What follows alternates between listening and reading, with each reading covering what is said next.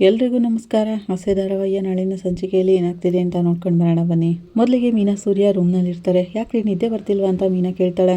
ನಿದ್ದೆ ಬರ್ತಿಲ್ಲ ಮೀನಾ, ಬರೀ ಯೋಚನೆ ಆಗ್ಬಿಡ್ತು ಅಂತ ಸೂರ್ಯ ಹೇಳ್ತಾನೆ. ಯಾವ್ದ್ರ ಬಗ್ಗೆ ಯೋಚನೆ ಮಾಡ್ತಿದ್ದೀರಾ ಅಂತ ಮೀನಾ ಕೇಳ್ತಾಳೆ. ಮನೋಜ್ ಬಗ್ಗೆ ಮೀನಾ. ಸುಲಭವಾಗಿ ಪಾಲಾರಮ್ಮನ ಹೊಟ್ಟೆಲಿರೋ ಮಗುಗೂ ನನಗೂ ಸಂಬಂಧನೇ ಇಲ್ಲ ಅಂತ ಹೇಳ್ಬಿಟ್ಟ ಸೂರ್ಯ. ಹಾಗಂತಿರುವಾಗ ಹೌದು ರೀ, ನಾನು ಹಾಗೆ ಅನ್ಕೊಂಡೇ ಇರ್ಲಿಲ್ಲ. ಅದು ಕೂಡ ಸರಿಯಾಗಿ ಡೈವರ್ಸ್ ಪೇಪರ್ನಲ್ಲಿ ಸೈನ್ ಮಾಡ್ಬೇಕಾದ್ರೇನೆ ಈ ರೀತಿ ಆಗ್ಬಿಡ್ತಲ್ಲ, ದೇವ್ರೇನೆ ತಡೆದ್ಬಿಟ್ರು ಅಂತ ಅನಿಸ್ತಿದೆ ಅಂತಾಳೆ. ದೇವ್ರು ತಡೆದ್ರು ಇವ್ನು ಒಪ್ಕೊಳ್ತಿಲ್ವಲ್ಲ, ನಾನು ಆ ಯಮ್ಮನ ಜೊತೆ ಓಡಾಡೇ ಇಲ್ಲ ಅಂತ ಹೇಳ್ತಿದ್ದಾನೆ. ಹೇಗೆಲ್ಲ ಸುಳ್ಳು ಹೇಳ್ಬೋದು ಅಂತ ಇವನು ಇಟ್ಕೊಂಡು ಕೋಚಿಂಗ್ ಕ್ಲಾಸ್ನೇ ನಡೆಸ್ಬೋದು ನೋಡು. ಸೂರ್ಯ ಹಾಗಂತಿರುವಾಗ ಅವ್ರ ಮುಖ ನೋಡಿದಾಗ್ಲೇ ಅನಿಸ್ತಿದ್ದೀರಿ ಅವ್ರು ಹೇಳ್ತಿರೋದಿಲ್ಲ ಸುಳ್ಳೆ ಅಂತ. ತಪ್ಪು ಮಾಡದೇ ಇದ್ಮೇಲೆ ಇವ್ರೇನಕ್ಕೆ ಭಯ ಪಡಬೇಕು ಅಂತಾಳೆ ಮೀನಾ. ಒಂದ್ ವೇಳೆ ಪಾರ್ಲರಮ್ಮ ಸುಳ್ಳು ಹೇಳಿದ್ರೆ ಅಂತ ಸೂರ್ಯ ಕೇಳ್ತಾನೆ. ಚೇಚೆ, ರೋಹಿಣಿ ಇದಕ್ಕೂ ಮುಂಚೆ ತುಂಬಾನೇ ಹೇಮರ್ಸಿದಾಳೆ, ಸುಳ್ಳು ಹೇಳಿದಾಳೆ. ಆದ್ರೆ ಇಂಥ ವಿಷಯದಲ್ಲಿ ಅವಳು ಸುಳ್ಳು ಹೇಳಿರಾರಿ ಅಂತವಳಲ್ಲ ಅಂತಾಳೆ ಮೀನಾ. ಕರೆಕ್ಟೇ ಮೀನಾ, ಇವನ್ ಜೊತೆ ಬಾಳ್ಬೇಕು ಅಂತ ತಾನೇ ಆ ಅಮ್ಮ ಅಷ್ಟನ್ನೆಲ್ಲನೂ ಮಾಡಿದ್ದು. ಅದು ಮಾತ್ರ ಅಲ್ಲ, ಎಲ್ರೂ ಮುಂದೆನೂ ಧೈರ್ಯವಾಗಿ ಈ ಮಗುವಿನ ಅಪ್ಪ ಇವ್ರಿ ಅಂತ ಪಾರ್ಲರಮ್ಮ ಅಷ್ಟೊಂದು ಧೈರ್ಯವಾಗಿ ಹೇಳಿದಾರಲ್ಲ, ಅದು ನೋಡ್ತಿದ್ರೆ ಆ ಅಮ್ಮ ಹೇಳಿರೋದು ಸತ್ಯ ಅನಿಸ್ತಿದೆ ಅಂತಾನೆ. ಅದು ಮಾತ್ರ ಅಲ್ಲ ರೀ, ಇದೇ ನಾಳೆ ಕಾಲನ ಶ್ರುತಿ ಹೇಳ್ತಿರೋ ಹಾಗೆ ಒಂದ್ಸರಿ DNA ಟೆಸ್ಟ್ ಮಾಡಿಸಿದ್ರೆ ಸಾಕು, ಆ ಮಗು ಇಂಥವ್ರದ್ದೇ ಅಂತ ಸಾಬೀತಾಗ್ಬಿಡುತ್ತೆ. ಅದೆಲ್ಲ ರೋಹಿಣಿಗೂ ಗೊತ್ತಲ್ವಾ, ಮತ್ತೇನಕ್ಕೆ ಅವಳು ಸುಳ್ಳು ಹೇಳ್ತಾಳೆ ಅಂತಾಳೆ ಮೀನಾ. ಖಂಡಿತ ಅವಳು ಸತ್ಯನೇ ಹೇಳಿರೋದು, ಆ ಮಗುಗೆ ನಿಮ್ಮ ಅಣ್ಣನೇ ಅಪ್ಪ ಅಂತ ಹೇಳ್ತಾಳೆ. ಆಗ ಸೂರ್ಯ, ನನಗೂ ಅರ್ಥ ಆಗ್ತಿದೆ ಮೀನಾ, ಪಾಲಾರಮ್ಮ ಕೇಳಿನೇ ಇರ್ಬೋದು, ಆದ್ರೆ ಇಂಥ ವಿಷಯದಲ್ಲಿ ಸತ್ಯನೇ ಹೇಳ್ತಿರೋದು ಅಂತ ನನಗೂ ಅನ್ನಿಸ್ತಿದೆ ಅಂತಾನೆ. ಜೀವನ ಹೇಗೆಲ್ಲ ಕರ್ಕೊಂಡೋಗುತ್ತೆ ನೋಡಿ. ರೋಹಿಣಿ ತನಗೊಬ್ಬ ಮಗ ಇದ್ದಾನೆ ಅನ್ನೋದನ್ನು ಮುಚ್ಚಿಟ್ಟು ನಿಮ್ಮಣ್ಣನ ಮದುವೆ ಆದ್ಲು. ಈಗ ಅವಳ ಹೊಟ್ಟೆ ಇರೋ ಮಗುಗೆ ನಿಮ್ಮಣ್ಣ ನಾನೇ ಅಂತ ಹೇಳ್ದೇನೆ ಮುಚ್ಚಿಡ್ತಿದ್ದಾರೆ. ಮೀನಾ ಹಾಗಂತಿರುವಾಗ ಹೌದಲ್ವಾ ಮೀನಾ, ಜೀವನ ಚಕ್ರ ಅಂತ ಹೇಳ್ತಾರಲ್ಲ ಮೀನಾ, ಅದೇ ಇದು. ಬಿಟ್ರೆ ಇವನು ಪಾಲಾರಮ್ಮನ ಮದುವೆ ಆಗಿರೋದನ್ನ ಮುಚ್ಚಿಟ್ಟು ಇನ್ನೊಂದು ಮದುವೆ ಬೇಕಾದ್ರೂ ಆಗ್ಬಿಡ್ತಾನೆ. ಇವನು ಅಷ್ಟೊಂದು ದೊಡ್ಡ ಫ್ರಾಡು. ಆದ್ರೆ ಏನ್ ಮಾಡೋದು, ಸಕ್ಕರೆ ಇವನನ್ನೇ ನಂಬ್ತಾರಲ್ಲ, ಆ ಧೈರ್ಯದ ಮೇಲೇನೆ ಇವನು ಮಾಡಿರೋ ತಪ್ಪನ್ನೆಲ್ಲ ಮುಚ್ಚಿಡ್ತಾ ಹೋಗ್ತಿದ್ದಾನೆ. ಸೂರ್ಯ ಹಾಗಂತಿರುವಾಗ ಏನ್ರಿ ಅತ್ತೆ ಇವ್ರ ಮೇಲೆ ಇಷ್ಟೊಂದೆಲ್ಲ ನಂಬಿಕೆ ಇಟ್ಕೊಂಡಿದ್ದಾರಲ್ಲ, ನನಗೆ ಇನ್ನೊಂದು ಡೌಟ್ ಬರ್ತಿದೆ ಅಂತಾಳೆ ಮೀನಾ. ಏನು ಡೌಟು ಅಂತ ಸೂರ್ಯ ಕೇಳ್ತಾನೆ. ಅಕಸ್ಮಾತ್ ರೋಹಿಣಿ ಹೊಟ್ಟೆಲಿರೋ ಮಗು ನಿಮ್ಮ ಅಣ್ಣನೇ ಅಂತ ಗೊತ್ತಾದ್ರೆ ಅತ್ತೆ ಆ ಮಗುನ ಒಪ್ಕೋತಾರ ಅಂತ ಕೇಳ್ತಾಳೆ. ಖಂಡಿತ ಒಪ್ಕೊಳ್ಳಲ್ಲ ಮೀನಾ. ಆ ಮಗು ಮನೋಜನ್ ಮಗು ಅಂತ ಮಾತ್ರ ನೋಡಲ್ಲ ಸಕ್ರೆ, ಪಾಲಾರಮ್ಮನ ಮಗು ಅಂತಾನೂ ನೋಡ್ತಾರೆ. ಅವ್ರಿಗೇನೇ ಇದ್ರು ದೊಡ್ಡ ಶ್ರೀಮಂತರ ಮನೆ ಹುಡುಗಿಯಿಂದಾನೇ ಮಗು ಆಗ್ಬೇಕು. ಆದ್ರೂ ಇಲ್ಲೊಂದು ಟ್ವಿಸ್ಟ್ ನೋಡಿದೆ ಮೀನಾ, ಮೊದಲು ಮನೋಜನ್ ಮಗುನೇ ಈ ಮನೆ ವಾರಸ್ದಾರ ಆಗ್ಬೇಕು ಅಂತ ಸಕ್ರೆ ಹೇಳ್ತಾ ಇದ್ರು. ಈಗ ಅವನಿಗೆ ಮಗು ಆಗ್ತಿದೆ, ಆದ್ರೆ ಆ ಮಗುನ ಒಪ್ಕೊಳ್ಳೋ ಮನಸ್ಸು ಸಕ್ರೆಗಿಲ್ಲ. ಹಾಗಂತ ಸೂರ್ಯ ಹೇಳ್ತಿರೋವಾಗ ಇದನ್ನೇ ವಿಧಿಯಾಟ ಅನ್ನೋದು ರೀ. ಆದ್ರೂ ನಿಮ್ಮ ಅಮ್ಮ ನಿಮ್ಮ ಅಣ್ಣನ ಅಷ್ಟೊಂದೆಲ್ಲ ನಂಬ್ತಾರಲ್ಲ, ಏನಕ್ಕೆ ಅನ್ನೋದು ನನಗಿನ್ನೂ ಅರ್ಥ ಆಗ್ತಿಲ್ಲ ಅಂತಾಳೆ ಮೀನಾ. ಚಿಕ್ಕ ವಯಸ್ಸಲ್ಲೇ ಅವನು ಎಷ್ಟೊಂದು ನಾಟಕ ಮಾಡಿ ಎಲ್ಲರೂ ಏಮಾರಿಸಿದ್ದಾನೆ. ನಮ್ಮ ಮನೆ ವಿಷಯದಲ್ಲಿ ಅವನು ಇಷ್ಟೊಂದೆಲ್ಲ ದೊಡ್ಡ ತಪ್ಪು ಮಾಡಿಲ್ಲ. ಆದ್ರೂ ಸಕ್ರೆ ಮನೋಜ್ಗೆ ಸಪೋರ್ಟ್ ಮಾಡ್ತಾರೆ. ಆದ್ರೆ ಅವನಿಂದ ನೋಡು ನಾವು ಸಾಲ್ಗಾರಾದ್ವಿ, ಅದೆಲ್ಲ ಈ ಸಕ್ಕರೆ ಕಣ್ಣಿಗೆ ಕಾಣಿಸೋದೇ ಇಲ್ಲ. ಈ ವಿಷಯದಲ್ಲೂ ಅವನಿಂದನೇ ತಪ್ಪಾಗಿರೋದು. ಆದ್ರೆ ಸುಳ್ಳು ಹೇಳಿ ಎಲ್ಲಾನು ಮುಚ್ಚಿಟ್ಬಿಟ್ಟ. ಸೂರ್ಯ ಹಾಗಂತಿರೋವಾಗ ಸರಿ ಬಿಡಿ, ಸತ್ಯನೆಲ್ಲ ತುಂಬಾ ದಿನ ಮುಚ್ಚಿಡಕ್ಕಾಗಲ್ಲ ರೀ, ಒಂದಲ್ಲ ಒಂದಿನ ಹೊರಗೆ ಬಂದೇ ಬರುತ್ತೆ. ಈಗ ರೋಹಿಣಿ ಹೇಳಿರೋ ಸುಳ್ಳು ಹೊರಗಡೆ ಬಂತಲ್ಲ, ಹಾಗೇನೆ ನಿಮ್ಮ ಅಣ್ಣ ಹೇಳಿರೋ ಸುಳ್ಳುಗಳೆಲ್ಲ ಒಂದಿನ ಹೊರಗಡೆ ಬರ್ತವೆ. ಅಲ್ಲ ಮೀನಾ, ಅದೇನೇ ಇರ್ಲಿ, ಪಾಲಾರಮ್ಮನ ಜೊತೆ ಇವನು ಬಾಳಾಟ ಮಾಡಿದಾನೆ ತಾನೆ, ಅವ್ರ ಬಗ್ಗೆ ಇವನು ಹೀಗೆ ಸುಳ್ಳು ಹೇಳ್ತಾನೆ ಬಂದ್ರೆ ಆ ಯಮ್ಮನ ಹೆಸರು ಹಾಳಾಗಲ್ವಾ? ಇವನ್ಗದ್ರ ಬಗ್ಗೆ ಚಿಂತೆನೇ ಇಲ್ವಲ್ಲ. ಆದ್ರೆ ಆ ಯಮ್ಮ ನೋಡಿದ್ರೆ ಇವನ್ ಜೊತೆನೆ ಬದುಕಬೇಕು ಅಂತ ಅನ್ಕೊಂಡಿದ್ದಾಳೆ. ಸೂರ್ಯ ಹಾಗಂತಿರುವಾಗ ಮತ್ತಿನ್ನೇನ್ರಿ ಮಾಡ್ತಾಳೆ? ಅವಳಿಗೋಸ್ಕರ ಅಲ್ದಿದ್ರು ಅವಳು ಹುಟ್ಟೋ ಮಗುಗೋಸ್ಕರನಾದ್ರೂ ಅಪ್ಪ ಬೇಕೇ ಬೇಕಲ್ಲ. ಖಂಡಿತ ರೋಹಿಣಿ ಇನ್ಮೇಲೆ ನಿಮ್ಮ ಅಣ್ಣನ ಬಿಟ್ಕೊಡೋದೇ ಇಲ್ಲ, ನೋಡ್ತಾ ಇರಿ. ನೋಡೋಣ ಬಿಡು ಮೀನಾ, ಪಾಪ ಅಪ್ಪ ಇದರಿಂದ ಇಷ್ಟೊಂದು ಯೋಚನೆ ಮಾಡ್ತಿದ್ದಾರೆ. ಈ ಮನೋಜನಂತ ಮಗುನೆತ್ತು ಅಪ್ಪ ಇಷ್ಟೊಂದೆಲ್ಲ ಚಿಂತೆ ಮಾಡ್ಬೇಕಲ್ಲ ಅಂತಾನೆ. ಎಲ್ಲ ಆದಷ್ಟು ಬೇಗ ಒಂದು ಹಂತಕ್ಕೆ ಬರುತ್ತೆ, ನೋಡೋಣ ಬಿಡಿ ಅಂತಾಳೆ ಮೀನಾ. ಈ ಕಡೆ ರವಿ ಶ್ರುತಿ ಕೂಡ ಅದ್ರ ಬಗ್ಗೆನೇ ಯೋಚನೆ ಮಾಡ್ತಿರ್ತಾರೆ. ನಡೆದಿರೋದ್ರನ್ನೆಲ್ಲ ನೋಡ್ತಿದ್ರೆ ನಿಮಗೆ ಭಯ ಆಗ್ತಿಲ್ವಾ ಅಂತ ಶ್ರುತಿ ಕೇಳ್ತಾಳೆ. ಏನಕ್ಕೆ ಅಂತ ರವಿ ಕೇಳ್ತಾನೆ. ಇಷ್ಟೊಂದೆಲ್ಲ ಪ್ರಾಬ್ಲಮ್ ಇರೋವಾಗ ರೋಹಿಣಿ ಡಿವೋರ್ಸ್ ಪೇಪರ್ ಮೇಲೆ ಸೈನ್ ಮಾಡಬೇಕಾದ್ರೆ ಇಂಥ ಟ್ವಿಸ್ಟ್ ಬಂದ್ಬಿಡ್ತಲ್ಲ. ಆಗ ರವಿ ಹ್ಞೂ ಅಂತಾನೆ. ನಡೆದಿರೋದನ್ನೆಲ್ಲ ನೋಡ್ತಿದ್ರೆ ನನಗೇನೆ ಶಾಕ್ ಆಗ್ಬಿಡ್ತು ಗೊತ್ತಾ, ಇದರಿಂದ ಹೊರಗೆ ಬರೋಕ್ಕೆ ಆಗ್ತಿಲ್ಲ ಅಂತಾಳೆ ಶ್ರುತಿ.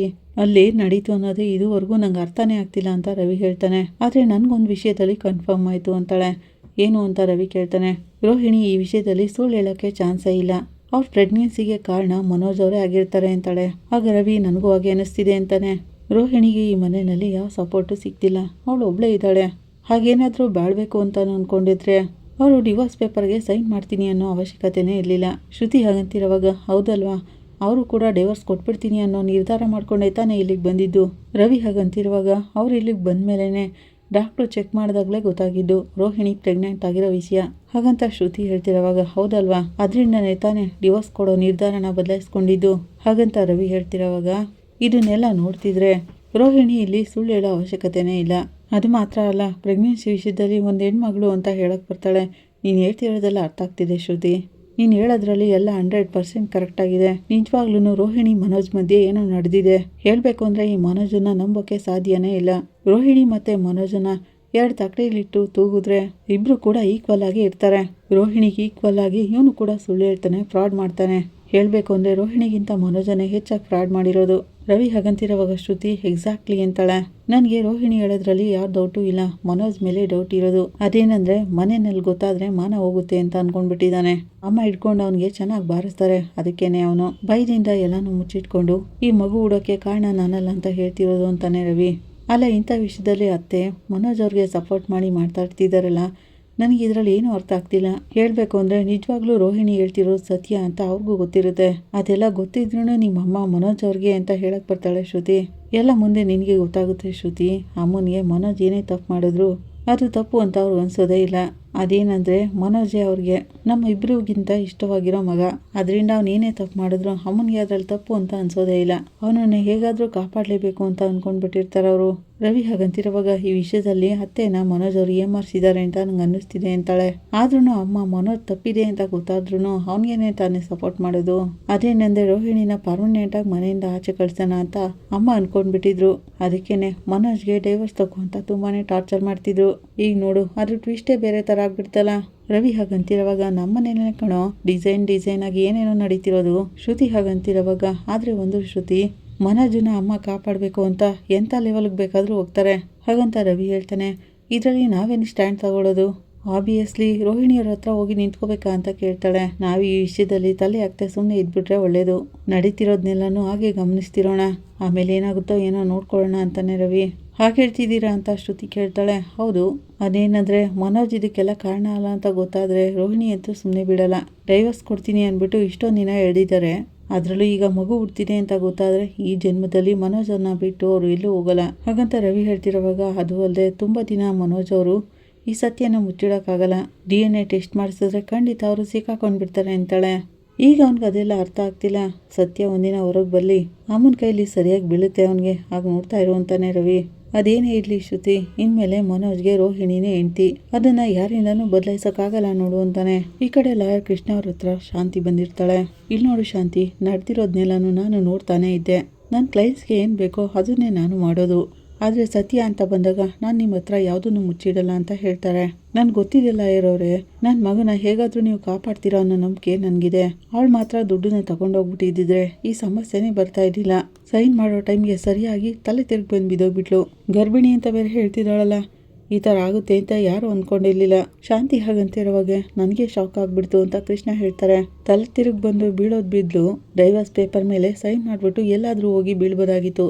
ಹಾಗಾಗ್ಬಿಟ್ಟಿದ್ದಿದ್ರೆ ಯಾವ ಪಂಚಾಯತಿನೂ ಬರ್ತಿರ್ಲಿಲ್ಲ. ಆದರೆ ಅವಳು ನಮ್ಮನೆಗೆ ಬಂದು ತಲೆ ತಿರುಗಿ ಬಿದ್ದು ನನ್ನ ಹೊಟ್ಟೆಯಲ್ಲಿ ಮಗು ಬೇರೆ ಇದೆ ಅಂತ ಹೇಳಿಬಿಟ್ಲಲ್ಲ. ನಾನು ನಿದ್ದೆನೇ ಬರ್ತಿಲ್ಲ. ನೀವೇನೇ ಈಗ ಅವಳ ಜೊತೆ ಹೇಗಾದರೂ ಮಾತಾಡಿ ನನ್ನ ಮಗನಿಗೆ ಡೈವರ್ಸ್ ಕೊಡಿಸ್ಬೇಕು. ಶಾಂತಿ ಹಾಗಂತಿರುವಾಗ ನೀವು ನಿಮ್ಮ ಮಗನಿಗೆ ಅಮ್ಮ ಆಗಿ ಮಾತಾಡ್ತಿದ್ದೀರಾ ಅಂತ ನಂಗೆ ಅರ್ಥ ಆಗ್ತಿದೆ. ಆದರೆ ಅವಳು ಡೈವರ್ಸ್ ಪೇಪರ್ಗೆ ಸೈನ್ ಮಾಡಿಕೊಡ್ತೀನಿ ಅಂತಾನೆ ತಾನೇ ಬಂದಿದ್ದು. ಅನ್ಎಕ್ಸ್ಪೆಕ್ಟ್ ಆಗಿ ಅವಳು ಗರ್ಭಿಣಿಯಾಗಿದ್ದಾಳೆ ಅಂತ ಗೊತ್ತಾಗಿ ಅವಳ ನಿರ್ಧಾರನ ಬದಲಾಯಿಸ್ಕೊಂಡಿದ್ದಾಳೆ. ಕೃಷ್ಣ ಹಾಗಂತಿರುವಾಗ ಅದಕ್ಕೆ ಬದಲಾಯಿಸ್ಕೊಂಡ್ಬಿಡ್ತಾಳೆ. ಅವಳು ಡೈವರ್ಸ್ ಕೊಡ್ತೀನಿ ಅಂತ ತಾನೇ ನಮ್ಮ ಮನೆಗೆ ಬಂದಿದ್ದು. ಶಾಂತಿ ಹಾಗಂತಿರುವಾಗ ನೋಡಿ ಶಾಂತಿ, 1955 ಪ್ರಕಾರ ಮ್ಯೂಚುವಲ್ ಡಿವೋರ್ಸ್ ಬರ್ಕೊಡುವಾಗ ಕೋರ್ಟ್ನಲ್ಲಿ ಜಡ್ಜ್ ಮುಂದೆ ತನ್ನ ನಿರ್ಧಾರನ ಅವರು ಯಾವಾಗ ಬೇಕಾದರೂ ಬದಲಾಯಿಸ್ಕೋಬೋದು. ಅವ್ರಾಗಂತಿರುವಾಗ ಅದಕ್ಕೆ ಬದಲಾಯಿಸ್ಕೊಂಡ್ಬಿಡ್ತಾಳೆ. ಅವಳೇ ತಾನೇ ಹೇಳಿದ್ದು ಡಿವೋರ್ಸ್ ಕೊಡ್ತೀನಿ ಅಂತ. ಶಾಂತಿ ಹಾಗಂತಿರುವಾಗ ಕೃಷ್ಣ ಅವರು, ಆಗಲ್ಲ ಶಾಂತಿ, ಈಗ ರೋಹಿಣಿ ಕೋರ್ಟಿಗೆ ಬಂದು ಜಡ್ಜ್ ಮುಂದೆ ನಾನು ಗರ್ಭಿಣಿ, ನನ್ನ ಮಗುವಿನ ಭವಿಷ್ಯದ ಬಗ್ಗೆ ನಾನು ಯೋಚನೆ ಮಾಡ್ತಿದ್ದೀನಿ, ನನಗೆ ಈ ವಿಚ್ಛೇದನ ಬೇಡ, ನಾನು ನನ್ನ ಗಂಡನ ಜೊತೆ ಬಾಳೋಕ್ಕೆ ಆಸೆ ಪಡ್ತಿದ್ದೀನಿ, ಈ ಮಗುವಿನ ಅಪ್ಪ ಮನೋಜ್ ಅವರೇ ಅಂತ ಒಂದೇ ಒಂದು ಪಿಟಿಷನ್ ಹಾಕಿದ್ರೆ ಸಾಕು, ಜಡ್ಜು ಈ ಡೈವರ್ಸ್ ಕೇಸ್ನೇ ತಳ್ಬಿಡ್ತಾರೆ. ಹಾಗಂತ ಅವ್ರು ಹೇಳ್ತಿರೋವಾಗ ಅಯ್ಯಯ್ಯೋ ಅಂತಾಳೆ ಶಾಂತಿ. ಮತ್ತಿನ್ನೇನು ಅನ್ಕೊಂಡ್ರಿ? ಆಗ ಮನೋಜ್ ಅವರು ರೋಹಿಣಿ ಜೊತೆನೆ ಬದುಕಬೇಕು ಅಂತ ಹೇಳ್ತಾರೆ. ಅದೇಗ್ ನಡೆಯುತ್ತೆ ಅಂತ ಶಾಂತಿ ಹೇಳ್ತಾಳೆ. ಡೈವರ್ಸ್ ತಗೊಳಕ್ಕೆ ಬೇರೆ ದಾರಿನೇ ಇಲ್ವಾ ಅಂತ ಕೇಳ್ತಾಳೆ. ಮತ್ತೆ ಅವರು ಮ್ಯೂಚುವಲ್ ಅಂಡರ್ಸ್ಟ್ಯಾಂಡಿಂಗ್ ಬಂದು ಇಲ್ಲಾಂದ್ರೆ ಅವರಿಬ್ರು ಡೈವರ್ಸ್ ತಗೊಳ್ಳೋಣ ಅಂತ ಮಾತಾಡ್ಕೊಂಡ್ರೆ ಆಗ ಮಾತ್ರ ಈಸಿ ಆಗೋದು. ಅಕಸ್ಮಾತ್ ರೋಹಿಣಿ ಮನೋಜ್ ಅವ್ರ ಜೊತೆ ಸೇರಿ ಬಾಳಕ್ಕಾಗಲ್ಲ ಅನ್ಕೊಂಡ್ರೆ ಅವಳು ಕೋರ್ಟ್ನಲ್ಲಿ ಏನು ಕೇಳ್ತಾಳೆ ಗೊತ್ತಾ? ನಾನೀಗ ಗರ್ಭಿಣಿ, ನನ್ನ ಮಗುವಿನ ಆರೋಗ್ಯಕ್ಕೋಸ್ಕರ ಹಾಸ್ಪಿಟಲ್ ಖರ್ಚು, ಹುಟ್ಟೋ ಮಗುವಿನ ಖರ್ಚು, ನನಗೆ ಹೆರಿಗೆ ಖರ್ಚೆಲ್ಲ ಇರುತ್ತೆ, ಅದಕ್ಕೆ 50,000 ತಿಂಗ್ಳಿಗೆ ಕೊಡಬೇಕು ಅಂತ ಕೇಳ್ಕೊತಾಳೆ. ಹಾಗೇನಾದರೂ ಕೇಳ್ಕೊಂಡ್ರೆ ಸಾಕು ಕೋರ್ಟು ರೋಹಿಣಿಗೆ ಸಪೋರ್ಟ್ ಮಾಡೋದು. ಅವ್ರಾಗಂತಿರುವಾಗ ಹೌದು ಮೇಡಮ್, ಹುಟ್ಟೋ ಮಗುಗೆ ಅಪ್ಪನೇ ಎಲ್ಲಾನು ಮಾಡ್ಕೊಡ್ಬೇಕು, ಹಾಗೇನೆ ಕೋರ್ಟ್ ಹೇಳೋದು ಅಂತ ಕೃಷ್ಣ ಅವ್ರ ಜೂನಿಯರ್ ಹೇಳ್ತಾರೆ. ಮೇಡಮ್, ಅವಳು ಗರ್ಭಿಣಿ ಆದ್ರೆ ನನ್ನ ಮಗ ಯಾಕೆ ದುಡ್ಡು ಕೊಡಬೇಕು? ಮನೋಜ್ಗೂ ಆ ಮಗುಗೆ ಏನು ಸಂಬಂಧ ಇದೆ ಹಾಗಂತ ಶಾಂತಿ ಹೇಳ್ತಿರೋವಾಗ, ಹೌದು ಶಾಂತಿ, ರೋಹಿಣಿಯವ್ರು ಹೇಳಿದ್ನ ಗಮನಿಸಿದ್ರಾ? ಮನೋಜೇ ಈ ಮಗುವಿನ ಅಪ್ಪ ಅಂತ ನಮ್ಮೆಲ್ಲರ ಮುಂದೆ ಹೇಳಿದ್ರಲ್ಲ, ಎಂಥವ್ರೇ ಆದರೂ ಮಗುವಿನ ವಿಷಯದಲ್ಲಿ ಈ ಥರ ಸುಳ್ಳು ಹೇಳ್ತಾರ ಅಂತ ಕೃಷ್ಣ ಕೇಳ್ತಿರೋವಾಗ, ಅಯ್ಯೋ ಮೇಡಮ್, ಅವಳ ಬಗ್ಗೆ ನಿಮ್ಗೆ ಇನ್ನೂ ಗೊತ್ತಿಲ್ಲ. ಅವಳು ಅವಳ ಅಮ್ಮ ಅಪ್ಪನ ವಿಷಯದಲ್ಲೇ ಸುಳ್ಳು ಹೇಳಿದ್ಲು. ಅವಳೇ ಮಗುನ ಮುಚ್ಚಿಟ್ಟು ತಾನೆ ನನ್ನ ಮಗನ ಮದುವೆ ಆಗಿರೋದು. ಈಗ ಅವಳು ಹುಟ್ಟೋ ಮಗುಗೂ ನನ್ನ ಮಗನಿಗೂ ಯಾವ ಸಂಬಂಧನೂ ಇಲ್ಲ. ಶಾಂತಿ ಹಾಗಂತಿರುವಾಗ, ಆದರೆ ರೋಹಿಣಿ ಆ ಥರ ಹೇಳ್ತಿಲ್ವಲ್ಲ ಹಾಗಂತ ಕೃಷ್ಣ ಕೇಳ್ತಾಳೆ. ನೀವು ನಮ್ಮ ಕಡೆ ಎಲ್ಲ ಇರ್ತಾನೆ, ಮತ್ತು ನೀವು ಯಾಕೆ ಅವಳಿಗೆ ಸಪೋರ್ಟ್ ಮಾಡಿ ಮಾತಾಡ್ತಿದ್ದೀರಾ ಅಂತ ಕೇಳ್ತಾಳೆ ಶಾಂತಿ. ಅವಳಿಂದ ಹೇಗಾದರೂ ಮನೋಜ್ಗೆ ಡೈವರ್ಸ್ ಕೊಡಿಸ್ಬಿಡಿ, ನಾನು ನನ್ನ ಮಗನಿಗೆ ಬೇರೆ ಮದುವೆ ಮಾಡಬೇಕು. ಮನೋಜ್ ಹುಟ್ಟೋ ಮಗುನೇ ನನ್ನ ಕುಟುಂಬದ ಮೊದಲನೇ ವಾರಸ್ದಾರ ಆಗಬೇಕು ಅಂತ ನಮ್ಮ ಮನೆಯಲ್ಲಿ ನಾನು ಎಲ್ರಿಗೂ ಹೇಳಿದ್ದೀನಿ. ಶಾಂತಿ ಹಾಗಂತಿರೋವಾಗ, ನೀವು ಹೇಳ್ದಾಗೆಲ್ಲ ಯಾವುದನ್ನು ಬದಲಾಯಿಸೋಕ್ಕಾಗಲ್ವಲ್ಲ ಶಾಂತಿ ಅಂತಾರೆ ಲಾಯರ್. ಮೇಡಮ್, ಅದು ಮನೋಜ್ ಮಗು ಅಲ್ಲ ಅಂತ ಮನೋಜೇ ಹೇಳ್ತಿದ್ದಾನಲ್ಲ ಅಂತ ಶಾಂತಿ ಕೇಳ್ತಾಳೆ. ಮನೋಜ್ ಕೋರ್ಟಿಗೆ ಬಂದು ಇದು ನನ್ನ ಮಗು ಅಲ್ಲ, ಬೇರೆ ಯಾರಿಗೋ ಹುಟ್ಟಿರೋದು ಅಂತ ಹೇಳ್ಬಿಡ್ಲಿ, ಆಗ ಕೋರ್ಟ್ನಲ್ಲಿ ರೋಹಿಣಿ ಸುಮ್ಮನೆ ಇರ್ತಾಳೆ ಅನ್ಕೊಂಡ್ಬಿಟ್ಟಿದ್ದೀರಾ? ಅವಳು DNA ಟೆಸ್ಟ್ ಮಾಡಿಸಿ ಕೋರ್ಟ್ನಲ್ಲಿ ಅಪ್ಲೈ ಮಾಡ್ತಾಳೆ. ಕೃಷ್ಣ ಹಾಗಂತಿರುವಾಗ, ಹಾಗೇನಾದರೂ ಮಾಡಿಸಿದ್ರೆ ಏನಾಗ್ಬಿಡುತ್ತೆ ಅಂತಾಳೆ ಶಾಂತಿ. ಹಾಗೇನಾದರೂ ಆದರೆ ರೋಹಿಣಿ ಅಪ್ಪ ಮನೋಜೆ ಅಂತ ಗೊತ್ತಾಗ್ಬಿಡುತ್ತೆ. ಕೃಷ್ಣ ಹಾಗಂತಿರುವಾಗ, ಅದೆಲ್ಲ ಇನ್ನೂ 10 ತಿಂಗಳಾದ್ಮೇಲೆ ಅಲ್ವಾ ಮೇಡಮ್ ಗೊತ್ತಾಗೋದು ಅಂತಾಳೆ ಶಾಂತಿ. ನೋಡಿ ಶಾಂತಿ, ಮಗು ಹುಟ್ಟಿದ ಮೇಲೇನೂ ಮಾಡಿಸ್ಬೋದು, ಕೋರ್ಟಿಂದ ಅನುಮತಿ ತಗೊಂಡು ಈಗಲೇನೂ ಕೂಡ ಮಾಡಿಸ್ಬೋದು. ಆಗ ಮನೋಜ ಮಗುವಿನ ಅಪ್ಪ ಅಂತ ಬಂದೇ ಬರುತ್ತೆ. ಯಾಕೆಂದರೆ ನಿಮ್ಮ ಮನೆಯಲ್ಲಿ ಮನೋಜ್ ಅವತ್ತು ಸುಮ್ಮನೆ ನಿಂತಿದ್ರು, ನಾನೇ ನೋಡಿದ್ನಲ್ಲ, ಆಗಲೇ ಅನ್ನಿಸ್ತಾಯಿತ್ತು ಮನೋಜೆ ನಿಜವಾಗ್ಲೂ ಆ ಮಗುವಿನ ಅಪ್ಪ ಅಂತ. ಕೃಷ್ಣ ಹಾಗಂತಿರೋವಾಗ, ಇಲ್ಲ ಮೇಡಮ್, ಅವನು ಇಲ್ಲ ಅಂತ ಹೇಳ್ತಿದ್ದಾನಲ್ಲ ಅಂತಾಳೆ ಶಾಂತಿ. ಮನೋಜ್ ಮೇಲೆ ನನಗೆ ಯಾವ ನಂಬಿಕೆನೂ ಇಲ್ಲ. ಮನೋಜೆ ಮಗುವಿನ ಅಪ್ಪ ಅಂತ ಗೊತ್ತಾಗ್ಬಿಟ್ರೆ ಕೋರ್ಟ್ನ ಏಮಾರಿಸಿರೋದಕ್ಕೂ ಸುಳ್ಳು ಹೇಳಿದ್ದಕ್ಕೆ ಮನೋಜ್ ಮೇಲೆ ಫೋರ್ಜರಿ, ಕೋರ್ಟ್ನ ಅವಮಾನ ಮಾಡಿದ್ದಾರೆ ಅಂತ ಎಲ್ಲ ಕೇಸು ಅವ್ರ ಮೇಲೆ ಬರುತ್ತೆ. ಹಾಗಾಗ್ಬಿಟ್ರೆ ಖಂಡಿತ ಮನೋಜ್ ಅವರು ಜೈಲಿಗೆ ಹೋಗ್ಬೇಕಾಗಿರೋ ಸಂದರ್ಭ ಬಂದ್ಬಿಡುತ್ತೆ. ಕೃಷ್ಣ ಹಾಗಂತಿರುವಾಗ, ಜೈಲ ಏನ್ ಮೇಡಮ್ ಹೇಳ್ತಿದ್ದೀರಾ? ಹಾಗೆಲ್ಲ ನಡಿಬಾರ್ದು, ನನ್ನ ಮಗುನ ನಾನು ಜೈಲಿಗೆಲ್ಲ ಕಳ್ಸೋಕ್ಕಾಗಲ್ಲ ಅಂತಾಳೆ ಶಾಂತಿ. ಚಿಂತೆ ಮಾಡಬೇಡಿ ಶಾಂತಿ, ಕೋರ್ಟ್ನಲ್ಲಿ ಕೇಸ್ ಮುಗಿಯೋದು ತುಂಬ ವರ್ಷಗಳೇ ಕಳಿಬೋದು. ರೋಹಿಣಿ ಗರ್ಭಿಣಿ ಆಗಿರೋದ್ರಿಂದ ಈ ಕೇಸು ಇನ್ನು ಮುಂದೆ ಹೋಗುತ್ತೆ. ಆದರೆ ಒಂದು ಕೋರ್ಟು ಈ ವಿಷಯದಲ್ಲಿ ತೊಂದರೆಗೊಳಗಾಗಿರೋ ರೋಹಿಣಿಗೆ ಮತ್ತು ಅವಳ ಹೊಟ್ಟೆಲಿರೋ ಮಗುಗೇನೆ ಸಪೋರ್ಟ್ ಮಾಡೋದು. ಕೃಷ್ಣ ಹಾಗಂತಿರುವಾಗ, ಹಾಗಾದರೆ ನಮಗೆ ಸಾಧಕವಾಗಿ ಯಾವ ವಿಷಯನೂ ನಡೆಯಲ್ಲ ಅಂತ ಹೇಳ್ತಿದ್ದೀರಾ ಅಂತಾಳೆ ಶಾಂತಿ. ಹೇಗಾದರೂ ನನ್ನ ಮಗನ ಕಾಪಾಡ್ಕೊಡಿ ಅಂತ ಕೇಳೋಣ ಅಂತ ಬಂದೆ. ನೀವು ಹೇಳ್ತಿರೋದು ನೋಡಿದ್ರೆ ತಲೆ ಬಾಲ ಏನೂ ಅರ್ಥ ಆಗಲಿಲ್ಲ. ನಾನು ಮನೆಗೆ ಹೋಗಿ ಏನಾದರೂ ಒಂದು ನಿರ್ಧಾರ ಮಾಡಿ ಆಮೇಲೆ ನಿಮ್ಮನ್ನು ಬಂದು ನೋಡ್ತೀನಿ ಅಂತಾಳೆ ಶಾಂತಿ. ಹಾಗಂತಿರುವಾಗ ಕೃಷ್ಣ ಅವರು ಮೊದಲು ರೋಹಿಣಿ ಹೊಟ್ಟೆಲಿರೋ ಮಗುಗೆ ಮನೋಜ್ ಅವರು ಕಾರಣನ ಇಲ್ವಾ ಅನ್ನೋದನ್ನ ಕನ್ಫರ್ಮ್ ಮಾಡ್ಕೊಳ್ಳಿ ಅಂತ ಹೇಳ್ತಾರೆ. ಮನೋಜ್ ಮೇಲೆ ನನಗಂತೂ ಖಂಡಿತ ನಂಬಿಕೆ ಇಲ್ಲ, ನೀವು ಯೋಚನೆ ಮಾಡಿ ನೋಡಿ ಅಂತಾರೆ. ಶಾಂತಿ ಹೋದ್ಮೇಲೆ 20ನೇ ತಾರೀಕಿಗೆ ಈ ಕೇಸ್ ಮುಗಿಬೇಕಾಗಿತ್ತು. 50 ವರ್ಷ ಆದರೂ ಈ ಕೇಸ್ ಮುಗಿಯಲ್ಲ ಬಿಡು, ಬೇರೆ ಕ್ಲೈಂಟ್ನ ಕರಿಯಮ್ಮ ಅಂತ ಹೇಳ್ತಾರೆ ಕೃಷ್ಣ. ಗೊತ್ತಿಲ್ಲದೇನೆ ಹೋಗಿ ಈ ಕೇಸ್ನಲ್ಲಿ ಸಿಕ್ಕಾಕೊಂಡ್ಬಿಟ್ನಲ್ಲ ಅಂತ ಕೃಷ್ಣ ಬೈಕೋತಿರ್ತಾರೆ. ಮೀನಾ ಹೂ ಕೊಟ್ಟು ಬರಬೇಕಾದ್ರೆ ತಾರಾ ಇಂಟರ್ವ್ಯೂಗೆ ಹೋಗಿ ಬರ್ತಾ ಇರ್ತಾಳೆ. ತಾರಾ ಅಂತ ಜೋರಕ್ಕೆ ಹೋಗ್ತಾಳೆ. ಹಾಯ್, ನೀವೇನಿಲ್ಲಿ ಅಂತ ತಾರಾ ಕೇಳ್ತಾಳೆ. ನಾನಿಲ್ಲಿ ಹೂ ಕೊಡೋಕೆ ಬಂದಿದ್ದೆ, ನೀನೇನಿಲ್ಲಿ, ಕೈಯಲ್ಲಿ ಏನಿದು ಫೈಲು ಅಂತ ಕೇಳ್ತಾಳೆ ಮೀನಾ. ಪಕ್ಕದಲ್ಲಿರೋ ಒಂದು ಕಂಪ್ನಿಗೆ ಇಂಟರ್ವ್ಯೂಗೆ ಅಂತ ಬಂದಿದ್ದೆ ಅಂತಾಳೆ ತಾರಾ. ನೀನು ಇಂಟರ್ವ್ಯೂಗೆ ಬಂದಿದ್ದೀಯಾ ಅಂತ ಮೀನಾ ಕೇಳ್ತಾಳೆ. ಹೌದು, ಇಷ್ಟಪಟ್ಟಿರೋ ಹುಡುಗನ ಮದುವೆ ಆಗಿದ್ದೀನಿ, ಇನ್ಮೇಲೆ ನಮ್ಮ ಫ್ಯೂಚರ್ನ ನಾನು ನೋಡಬೇಕಲ್ವಾ. ಈಗ ಮಂಜ ಕೂಡ ನಮ್ಮ ಅಪ್ಪನ ಕಂಪ್ನಿಯಲ್ಲಿ ಕೆಲಸ ಮಾಡ್ತಿಲ್ಲ, ಅವನು ಕೆಲಸ ಹುಡ್ಕೋಕೆ ಓಡಾಡ್ತಿದ್ದಾನೆ. ನಾನು ಮನೆಯಲ್ಲಿ ಸುಮ್ಮನೆ ಇರಬಾರ್ದಲ್ವಾ, ಅದಕ್ಕೆ ಇಂಟರ್ವ್ಯೂ ಅಟೆಂಡ್ ಮಾಡೋಣ ಅಂತ ಬಂದೆ ಅಂತಾಳೆ. ಕೆಲಸ ಸಿಗ್ತಾ ಅಂತ ಮೀನಾ ಕೇಳ್ತಾಳೆ. ಇಂಟರ್ವ್ಯೂ ಚೆನ್ನಾಗೇ ಮಾಡಿದ್ದೀನಿ, 2 ರೌಂಡ್ ಆಯಿತು, ಇನ್ನೊಂದು ವಾರದಲ್ಲಿ ಹೇಳ್ತೀವಿ ಅಂತ ಹೇಳಿದ್ದಾರೆ ಅಂತಾಳೆ ತಾರಾ. ಖಂಡಿತ ಕೆಲಸ ಸಿಗುತ್ತೆ ಅಂತ ಹೇಳ್ತಿರೋವಾಗ ನಾನು ಏನು ಹೇಳಬೇಕು ಅಂತಲೇ ಗೊತ್ತಾಗ್ತಿಲ್ಲ ತಾರಾ. ನಿಮ್ಮ ಅಪ್ಪನ ಕಂಪ್ನಿಲಿ ಎಷ್ಟೊಂದು ದೊಡ್ಡ ಕೆಲಸ ಮಾಡ್ತಿದ್ದೆ ನೀನು, ಆದರೆ ನೀನಿಲ್ಲಿ ಅಂತ ಮೀನಾ ಹೇಳ್ತಿರೋವಾಗ ಅದರಲ್ಲಿ ಏನಿದೆ, ಅವತ್ತು ನಾನು ಮಂಜುನ ಲವ್ ಮಾಡಿದ್ನೋ ಅವತ್ತಿಂದ ಯಾವುದ್ರ ಮೇಲೂ ಡಿಪೆಂಡ್ ಆಗಬಾರ್ದು ಅಂತ ನಾನು ನಿರ್ಧಾರ ಮಾಡಿಬಿಟ್ಟಿದ್ದೆ. ಅವ್ರು ನನಗೆ ಒಳ್ಳೆ ವಿದ್ಯಾಭ್ಯಾಸ ಕೊಟ್ಟಿದ್ದಾರೆ, ಅಷ್ಟು ಸಾಕು. ಹಾಗಂತ ತಾರಾ ಹೇಳ್ತಿರೋವಾಗ ಸ್ವಂತ ಕಾಲ ಮೇಲೆ ನಿಂತ್ಕೊಳ್ಳೋದ್ರಲ್ಲಿ ಯಾವ ತಪ್ಪು ಇಲ್ಲ. ಇಷ್ಟು ದಿನ ಶ್ರೀಮಂತಿಗೆಯಲ್ಲಿ ಬದುಕಿ ಈಗ ಕೆಲ್ಸಕ್ಕೆ ಹೋಗ್ತೀನಿ ಅಂತ ಹೇಳ್ತಿದೀಯಲ್ಲ, ಹಾಗಂತ ಮೀನಾ ಹೇಳ್ತಿರೋವಾಗ ಅದಕ್ಕೇನಾಯ್ತು, ಈಗ ಯಾವತ್ತಿದ್ರೂ ಕೆಲ್ಸಕ್ಕೆ ಹೋಗಿ ಸಂಪಾದನೆ ಮಾಡಲೇಬೇಕಲ್ವಾ. ನೀವು ಕೂಡ ಓನಾಗಿ ಬಿಸ್ನೆಸ್ ಮಾಡ್ತಿದ್ದೀರಲ್ಲ, ತಂದೆ ತಾಯಿ ನೆರಳಲ್ಲಿರಬೇಕು ಅಂತನೋ ಅವ್ರ ಆಸ್ತಿ ಇರಬೇಕು ಅಂತನೋ ನಾನು ಆಸೆ ಪಟ್ಟೋಳಲ್ಲ. ನನಗೆ ಅಂತ ಒಂದು ಕೆಲಸ ಸಿಕ್ಕಿದ್ರೆ ಸಾಕು ಅಂತಾಳೆ ತಾರಾ. ನಿಜಾನೇ ತಾರಾ, ಅದರಲ್ಲೂ ಒಂದು ಹೆಣ್ಣಿಗೆ ಕೆಲಸ ಓದು ಕೊಡೋ ಸ್ವಾತಂತ್ರ್ಯ ಇನ್ಯಾವುದ್ರಲ್ಲೂ ಸಿಗೋಲ್ಲ. ಖಂಡಿತ ನಿನ್ಗೆ ಈ ಕೆಲಸ ಸಿಗುತ್ತೆ ಅಂತಾಳೆ ಮೀನಾ. ಸರಿ, ಎಲ್ಲಿಗೆ ಹೊರಟೆ ಅಂತ ಕೇಳ್ತಾಳೆ. ಮನೆಗೆ ಅಂತಾಳೆ ತಾರಾ. ಬಾ, ನಾನು ನಿನ್ನ ಮನೆಗೆ ಡ್ರಾಪ್ ಮಾಡ್ತೀನಿ ಅಂತಾಳೆ. ಪರವಾಗಿಲ್ಲ, ನಿಮಗೆ ಕೆಲಸ ಇರುತ್ತೆ, ನಾನೇ ಹೋಗ್ತೀನಿ ಅಂತಾಳೆ ತಾರಾ. ಪರವಾಗಿಲ್ಲ ಬಾ ತಾರಾ, ನಾನು ಅಮ್ಮನ ನೋಡಬೇಕು ಅಂತಾಳೆ ಮೀನಾ. ಸರಿ ಅಂತೇಳಿ ತಾರಾ ಗಾಡಿ ಎತ್ತಕ್ಕೆ ಹೋಗ್ತಿರೋವಾಗ ಆಗಲಿಗೆ ವಿಶಾಲಮ್ಮ ಬರ್ತಾಳೆ. ಡ್ರೈವರ್ ಕಾರ್ ನಿಲ್ಸು ಅಂತೇಳಿ ಕಾರಿಂದ ಇಳಿದು ತಾರಾ ಹತ್ರ ಬರ್ತಾಳೆ. ನಾನು ಹಣೆ ವಾರ ನೋಡ್ದಿಯಾ, 3ನೇ ಥರ ನಾನು ನಿನ್ನನ್ನು ನೋಡೋಕ್ ಬರ್ಬೇಕಾ? ಅಷ್ಟು ಮಟ್ಟಿಗೆ ನೀನು ನನ್ನನ್ನು ದೂರ ಇಟ್ಟಿದ್ಯಾ. ಸರಿ, ನೀನ್ ಹೇಗಿದೀಯ ಅಂತ ಕೇಳ್ತಾಳೆ. ನಾನು ಚೆನ್ನಾಗಿದ್ದೀನಮ್ಮ, ಸಂತೋಷವಾಗಿದ್ದೀನಿ ಅಂತ ತಾರಾ ಹೇಳ್ತಾಳೆ. ಚೆನ್ನಾಗಿದ್ದೀನಿ ಅಂತ ನೀನು ಹೇಳ್ತಿದೀಯಾ, ಆದರೆ ನಾನು ನಿನ್ನನ್ನು ನೋಡ್ತಿದ್ರೆ ನನ್ಗಾಗ ಅನ್ನಿಸ್ತಿಲ್ಲ. ನೀನನ್ನ ಇಂಥ ಸ್ಥಿತಿನಲ್ಲಿ ನೋಡೋಕೆ ನನ್ಗೆ ಎಷ್ಟು ಕಷ್ಟ ಆಗ್ತಿದೆ ಗೊತ್ತಾ? ನನ್ನ ಹತ್ರ ಎಷ್ಟೊಂದು ಕಾರ್ಗಳಿವೆ, ನಮ್ಮ ಹತ್ರ ಎಷ್ಟೊಂದು ಜನ ಕೆಲಸ ಮಾಡ್ತಾರೆ, ಆದರೆ ನೀನು ಮಾತ್ರ ಈ ರೋಡ್ನಲ್ಲಿ ನಿಂತಿದೀಯಾ. ಆದರೆ ನೀನು ಮದುವೆ ಆಗಿ ಹೋಗಿದೆಯಲ್ಲ, ಆ ಕುಟುಂಬದಲ್ಲಿರೋ 2 ಹೆಣ್ಮಕ್ಳು ತುಂಬ ಬುದ್ಧಿಶಾಲಿಗಳು. ಅದೋ ಇಲ್ಲಿ ನಿಂತಿದ್ದಾಳಲ್ಲ ಇವು ಕೊಡೋಳು, ಇವಳು ದೊಡ್ಡ ಮನೆನ ನೋಡಿ ಮದುವೆ ಆಗಿ ಹೊರಟೋಗ್ಬಿಟ್ಲು. ಇವಳು ತಂಗಿ ಒಳ್ಳೆ ಗೌರ್ಮೆಂಟ್ ಕೆಲಸದಲ್ಲಿರೋ ಹುಡುಗನ ನೋಡಿ ಮದುವೆಯಾಗಿ ಸೆಟ್ಲ್ ಆಗ್ಬಿಟ್ಲು. ನಮ್ಮ ಅಮ್ಮನ ನಂಬ್ಕೊಂಡ್ರೆ ಒಳ್ಳೆ ಹುಡುಗ ಸಿಗೋದೇ ಇಲ್ಲ ಅಂತ ಇವರಿಬ್ರಿಗೂ ಚೆನ್ನಾಗಿ ಗೊತ್ತಿತ್ತು. ಇವರಪ್ಪ ಸತ್ತೋದ್ರಲ್ಲ, ಅದೇ ನೆಪದಲ್ಲಿ ಇವಳು ಮದುವೆ ಆಯಿತು. ಇವಳು ತಂಗಿ ಮನೇಲಿರೋರು ಗೊತ್ತಿಲ್ಲದಿರೋ ಹಾಗೆ ಹೋಗಿ ಮದುವೆ ಆಗ್ಬಿಟ್ಲು. ವಿಶಾಲು ಹಾಗಂತಿರೋವಾಗ ಮೀನಾ ಸಾಕು ನಿಲ್ಸಿ, ಏನು ಅಂತ ಮಾತಾಡ್ತಿದ್ದೀರಾ ಅಂತ ಕೇಳ್ತಾಳೆ. ಇಲ್ಲಿ ನೋಡು, ನಾನು ನಿನ್ನ ಜೊತೆ ಮಾತಾಡಕ್ಕೆ ಬಂದಿಲ್ಲ, ನನ್ನ ಮಗಳ ಜೊತೆ ಮಾತಾಡ್ತಿದ್ದೀನಿ. ವಿಶಾಲು ಹಾಗಂತಿರೋವಾಗ ಅದನ್ನ ಮಾತ್ರ ಮಾತಾಡಿ, ನಮ್ಮನೆ ಬಗ್ಗೆ ನಮ್ಮ ಮನೆಯವ್ರ ಬಗ್ಗೆ ತಪ್ಪಾಗಿ ಮಾತಾಡಕ್ಕೆ ಹೋಗ್ಬೇಡಿ, ಆ ಕೆಲಸನೆಲ್ಲ ಇಲ್ಲಿ ಇಟ್ಕೋಬೇಡಿ ಅಂತ ಮೀನಾ ಹೇಳ್ತಿರೋವಾಗ ಒಂದು ವಿಷಯ ಗಮನಿಸ್ತಾ ತಾರಾ, ನೀನು ಕೋಟೀಶ್ವರರ ಮನೇಲಿ ಬೆಳೆದಿರೋ ಮಗಳು, ಆದರೆ ನೀನು ಏನು ಗತಿ ಇಲ್ದಿರೋರ ಮನೇಲಿ ಹೋಗಿ ತಗ್ಲಾಕೊಂಡ್ಬಿಟ್ಟೆ. ಆದರೆ ಇವರಿಬ್ರು ಎಲ್ಲ ಚೆನ್ನಾಗಿರೋ ಕುಟುಂಬದಲ್ಲಿ ಹೋಗಿ ಸೆಟ್ಲ್ ಆದ್ರು. ಇದರಲ್ಲಿ ಯಾರು ಏಮಾರಿದ್ದಾರೆ ಅಂತ ನಿನ್ಗೆ ಅರ್ಥ ಆಗ್ತಿಲ್ವಾ ಅಂತ ಕೇಳ್ತಾಳೆ. ವಿಶಾಲು ಹಾಗಂತಿರೋವಾಗ, ಇಲ್ಲಿ ಕೇಳಮ್ಮ, ನೀವು ಹೇಳ್ತಿರೋ ಹಾಗೆ ಕಾರು, ಮನೆ, ಬಂಗ್ಲೆ ಇದೆಲ್ಲ ಚೆನ್ನಾಗಿದ್ಬಿಟ್ರೆ ಸಾಲದು, ಅಲ್ಲಿ ಒಳ್ಳೆ ಫ್ಯಾಮಿಲಿ ಇರಬೇಕು. ತಾರಾ ಹಾಗಂತಿರೋವಾಗ, ಇದೆಲ್ಲ ಏಮಾರಿದವರು ಎಲ್ಲರೂ ಹೇಳೋ ಮಾತು. ನೀನ್ ಥರ ತುಂಬ ಜನಗಳ ಬಾಯಲ್ಲಿ ನಾನು ಈ ಮಾತನ್ನ ಕೇಳಿದ್ದೀನಿ.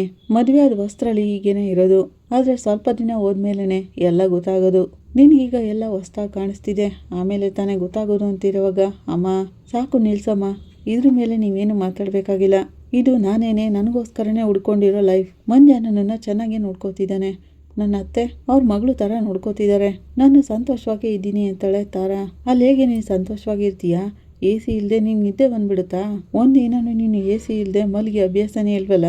ದಿನ 2-3 ಥರ ಜ್ಯೂಸ್ ಕುಡಿತಿದ್ದೆ, ಒಂದು ದಿನಕ್ಕೆ 2-3 ಡ್ರೆಸ್ ಬದಲಾಯಿಸ್ತಿದ್ದೆ, ವಾರಕ್ಕೆ 2 ದಿನ ದೊಡ್ಡ ಹೋಟೆಲ್ಗೆ ಹೋಗಿ ಊಟ ಮಾಡ್ತಿದ್ದೆ. ಎಲ್ಲ ಜಾಗಕ್ಕೆ ನಿನಗೆ ಕಾರಲ್ಲಿ ಹೋಗಿನೇ ಅಭ್ಯಾಸ. ಹೀಗೆ ಕಾರ್ ಇಲ್ಲದೆ ಕಾಲಲ್ಲಿ ನಡೆದು ನಿನಗೆ ಅಭ್ಯಾಸನೇ ಇಲ್ವಲ್ಲ. ಇದನ್ನೆಲ್ಲ ಬಿಟ್ಟು ಅದು ಹೇಗೆ ನೀನು ಸಂತೋಷವಾಗಿದೆಯಾ ಅಂತ ಕೇಳ್ತಾಳೆ.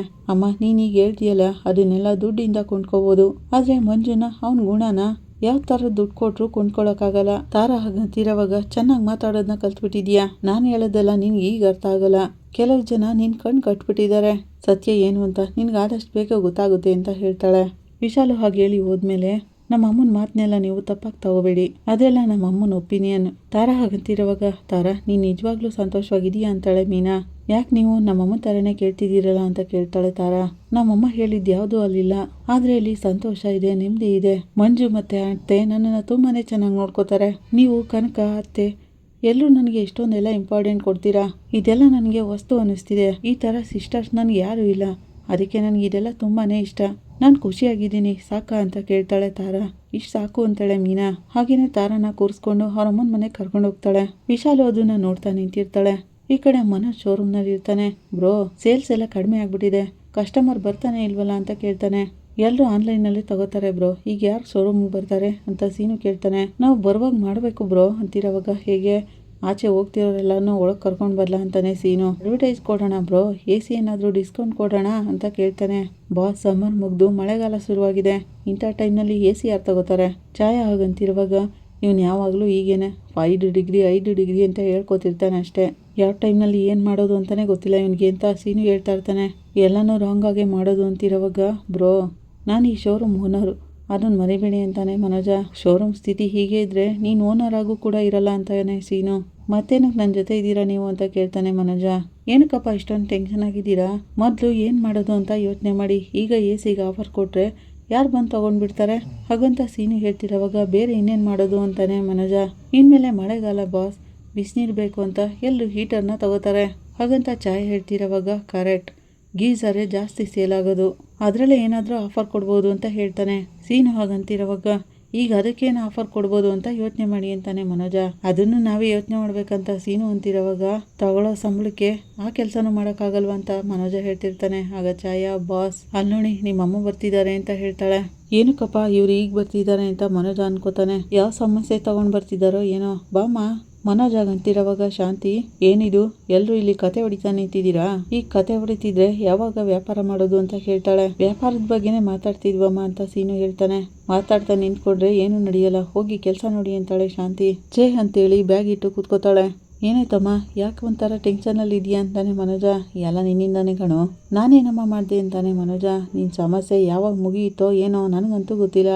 ಈಗ ತಾನೇ ಲಾಯರ್ ಹತ್ರ ಹೋಗಿ ಬರ್ತಿದ್ದೀನಿ. ಶಾಂತಿ ಹಾಗಂತಿರೋವಾಗ ಏನಂದ್ರಮ್ಮ ಅಂತ ಕೇಳ್ತಾನೆ ಮನೋಜ. ಡಿವೋರ್ಸ್ ತಗೊಳಕ್ಕೆ ಏನಾದರೂ ದಾರಿ ಇದೆಯಾ ಅಂತಿರೋವಾಗ ಶಾಂತಿ, ಎಲ್ಲಿ ದಾರಿ ಇದೆ? ಆ ಪಾರ್ಲರೋಳು ಹೋಟೆಲ್ ಮಗು ಇದೆ ಅಂತ ಹೇಳೋಗಿದ್ದಾಳಲ್ಲ, ನೀನೇ ಅದಕ್ಕೆ ಅಪ್ಪ ಅಂತ ಬೇರೆ ಹೇಳಿದ್ಲು. ನೀನಾಗ ಸುಮ್ಮನೆ ನಿಂತಿದ್ದೀಯಲ್ಲ. ಶಾಂತಿ ಹಾಗಂತಿರೋವಾಗ ನಾನೇನಮ್ಮ ಮಾಡೋಕ್ಕಾಗುತ್ತೆ ಅಂತಾನೆ ಮನೋಜ. ನೀನು ಹೀಗೆ ಇದ್ರೆ ಸಮಸ್ಯೆ ಇನ್ಯಾವಾಗೋ ಮುಗಿಯುತ್ತೆ. ಲಾಯರ್ ಏನು ಹೇಳಿದ್ರು ಗೊತ್ತಾ? ಹೀಗೆ ಆದರೆ ಈ ಡೈವರ್ಸ್ ಕೇಸು ವರ್ಷಗಟ್ಟಲೆ ಎಳ್ದಾಡ್ಬೋದು ಅಂತ ಹೇಳಿದ್ರು. ನಿನಗೆ ಬೇರೆ ಮದುವೆ ಕೂಡ ಮಾಡೋಕ್ಕಾಗಲ್ವೋ? ಶಾಂತಿ ಹಾಗಂತಿರೋವಾಗ ಬೇರೆ ಇನ್ನೇನು ಮಾಡೋಕ್ಕಾಗಲ್ವೇನಮ್ಮ ಅಂತಾನೆ ಮನೋಜ. ಈಗ ಕೇಸು ತುಂಬಾ ಗೊಂದಲದಲ್ಲಿ ಸಿಕ್ಕಾಕೊಂಡಿದೆ. ಆ ಪಾರ್ಲರ್ನೋಳು ಕೋರ್ಟ್ಗೆ ಹೋಗಿ ಹೊಟ್ಟೆಲಿರೋ ಮಗುಗೆ ನೀನೇ ಅಪ್ಪ ಅಂತ ಏನಾದ್ರು ಹೇಳ್ಬಿಟ್ರೆ ಕೋರ್ಟ್ ಕೂಡ ಅವಳಿಗೇನೆ ಸಪೋರ್ಟ್ ಮಾಡುತ್ತೆ ಅಂತ ಹೇಳಿದ್ರು. ಅವಳಾಗಂತಿರೋವಾಗ ಬೇರೆ ಇನ್ನೇನಮ್ಮ ಮಾಡೋದು ಅಂತಾನೆ ಮನೋಜ. ಇಲ್ಲಿ ನೋಡು ಮನೋಜ, ಈಗ ನಾನು ಕೇಳ್ತಿರೋ ಪ್ರಶ್ನೆಗೆ ಸರಿಯಾಗಿ ಉತ್ತರ ಕೊಡು ಅಂತಾಳೆ. ಏನಮ್ಮ ಅದು ಅಂತ ಮನೋಜ ಕೇಳ್ತಿರೋವಾಗ, ನಿಜವಾಗ್ಲೂ ಹೇಳು, ನೀನು ಆ ಮಗುಗೆ ಅಪ್ಪನ ಅಲ್ವಾ ಅಂತ ಕೇಳ್ತಾಳೆ ಶಾಂತಿ. ಆಗ ಮನೋಜ ಹ್ಞೂ ಹ್ಞೂ ಅಂತೆಲ್ಲ ತಲೆ ಆಡಿಸ್ತಾನೆ. ಆಗ ಶಾಂತಿ, ಏನು ಮೇಕೆ ತರ ತಲೆ ಆಡಿಸ್ತಿದ್ಯಾ? ಹೌದಾ ಇಲ್ವಾ? ಕರೆಕ್ಟಾಗಿ ಹೇಳು ಅಂತಾಳೆ. ಇಲ್ಲಮ್ಮ, ನಾನು ಅಪ್ಪ ಅಲ್ಲ ಅಂತಾನೆ ಮನೋಜ. ಲೈ, ನೀನ್ ತುಂಬಾ ವಿಷಯಗಳಲ್ಲಿ ಸುಳ್ಳು ಹೇಳಿದೀಯಾ. ಬೇರೆ ಯಾರಿಗೂ ನಿನ್ ಮೇಲೆ ನಂಬಿಕೆನೇ ಇಲ್ಲ. ನೀನ್ ನನ್ನನ್ನ ಏಮಾರಿಸ್ಬೋದು, ಊರ್ನ ಏಮಾರಿಸ್ಬೋದು, ಆದ್ರೆ ಸತ್ಯನ ಏಮಾರ್ಸಕ್ಕಾಗಲ್ಲ. ಅದು ಹೊರಗೆ ಬಂದೇ ಬರುತ್ತೆ. ಅದು ಅಲ್ಲದೆ ಈಗ ಅದ್ಯಾವುದೋ ಟೆಸ್ಟ್ ಬಂದಿದೆ ಅಂತಲ್ಲ, ಅದೇನೋ ABCD ಏನೇನೋ ಹೇಳ್ತಿದ್ರು ಅಂತ ಕೇಳ್ತಾಳೆ ಶಾಂತಿ. ಅದು DNA ಅಮ್ಮ ಅಂತ ಮನೋಜ ಹೇಳ್ತಾನೆ. ಅದೇನೆ, ನೀನು ಗೊತ್ತಲ್ವಾ? ನೀನು ಹೇಳಿರೋ ಟೆಸ್ಟ್ ಏನಾದರೂ ಮಾಡಿಸ್ಬಿಟ್ರೆ ಆ ಮಗುಗೆ ನೀನೇ ಅಪ್ಪನೋ ಇಲ್ವೋ ಅಂತ ಗೊತ್ತಾಗ್ಬಿಡುತ್ತಂತೆ. ಹಾಗೇನಾದ್ರೂ ನೀನೇ ಅಪ್ಪ ಅಂತ ಬಂದ್ಬಿಟ್ರೆ ಶಾಂತಿ ಹಾಗಂತಿರುವಾಗ, ಇಲ್ಲಮ್ಮ ಆ ರೀತಿ ಏನೂ ಆಗಲ್ಲ, ನಾನೇನ ಮಗುಗೆ ಅಪ್ಪ ಅಲ್ಲ, DNA ಎಲ್ಲ ಖಂಡಿತ ಮ್ಯಾಚ್ ಆಗಲ್ಲ ಅಂತಾನೆ ಮನೋಜ. ಲೈ, ನೀನ್ ಮನೆಯಲ್ಲಿ ಎಲ್ರಿಗೂ ಏನಾದರೂ ಹೇಳಿ ಮುಚ್ಚಿಡ್ಬೋದು, ಆದ್ರೆ ನೀನು ನನ್ನನ್ನ ಏಮರ್ಸಕ್ಕಾಗಲ್ಲ. ಆ ಲಾಯರ್ನ ನೋಡ್ಕೊಂಡು ಬಂದು ನನಗೇನೆ ತುಂಬ ಟೆನ್ಷನ್ ಆಗ್ಬಿಡ್ತು. ನೀನು ಸುಳ್ಳು ಹೇಳಿದ್ರೆ ನಿನ್ಗೇನೆ ಜೈಲ್ ಶಿಕ್ಷೆ ಆಗುತ್ತೆ ಅಂತ ಹೇಳಿದ್ರು ಕಣೋ. ಹಾಗಂತ ಶಾಂತಿ ಹೇಳ್ತಿರೋವಾಗ, ಇಲ್ಲಮ್ಮ, ನನಗೆ ಜೈಲ್ಗೆ ಹೋಗೋ ಯೋಗ ಏನೂ ಇಲ್ಲ ಹಾಗಂತ ನಿಮ್ಮಲ್ಲಿ ಸತ್ಯವನ್ನು ಹೇಳಿದ್ದಾರೆ. ಮನೋಜ ಹಾಗಂತಿರೋವಾಗ, ಏನೋ ಇದು ಜೈಲ್ಗೆ ಹೋಗೋದು ಅಂದರೆ ಏನು ದೊಡ್ಡ ಯೋಗ ಅಂದ್ಕೊಂಡ್ಬಿಟ್ಟಿದ್ಯಾ ಅಂತಾಳೆ. ಇಲ್ಲಮ್ಮ, ನನ್ನ ಗ್ರಹಗತಿಗಳನ್ನ ನೋಡಿ ಆ ಥರದ್ದೇನು ಇಲ್ಲ ಅಂತ ಹೇಳಿದ್ದಾರೆ ಅಂತಾನೆ ಮನೋಜ. ಎಲ್ರೂ ಆಟ ಅನ್ಕೋಬೇಡ್ವೋ, ಹೇಳಿದ್ರ ಮೇಲೆ ಎಲ್ಲರೂ ನಿಂತಿರೋದು. ಆ ಪಾಲ್ನಲ್ಲವಳು ಹೇಳಿದ್ದು ಸುಳ್ಳು ತಾನೆ? ಆ ಮಗುಗೆ ನೀನು ಅಪ್ಪ ಅಲ್ವಾ? ಶಾಂತಿ ಹಾಗಂತಿರೋವಾಗ, ಹೌದಮ್ಮ, ನಾನಲ್ಲ ಆ ಮಗುಗಪ್ಪ, ಅವಳು ಸುಳ್ಳು ಹೇಳ್ತಿದ್ದಾಳೆ ಅಂತಾನೆ ಮನೋಜ. ಹಾಗಾದ್ರೆ ಒಂದು ಕೆಲಸ ಮಾಡು, ನೀನು ಹೋಗಿ ಅವಳ ಜೊತೆ ಮಾತಾಡು ಅಂತಾಳೆ. ಏನಕ್ಕಮ್ಮ ಅಂತಾನೆ ಮನೋಜ. ಏನಕ್ಕೆ ಅಂದರೆ, ಯಾವೊಂದೋ ಮಗುಗೆ ನಾನು ಯಾಕೆ ಅಪ್ಪ ಆಗಲಿ ಅಂತ ಕೇಳೋ. ನನಗೆ ಗೊತ್ತಿರೋ ಹಾಗೆ ದುಡ್ಡಿಗೋಸ್ಕರ ಅವಳು ಈ ರೀತಿ ಮಾಡ್ತಿದ್ದಾಳೆ ಅಂತ ನನಗನ್ನಿಸ್ತಿದೆ. ಈಗ ನಾನು ದುಡ್ಡು ಕೊಡ್ತೀನಿ, ಡೈವರ್ಸ್ ಪೇಪರ್ಗೆ ಸೈನ್ ಮಾಡಿಕೊಡು ಅಂತ ಕೇಳು. ಶಾಂತಿ ಹಾಗಂತಿರುವಾಗ, ದುಡ್ಡಾ?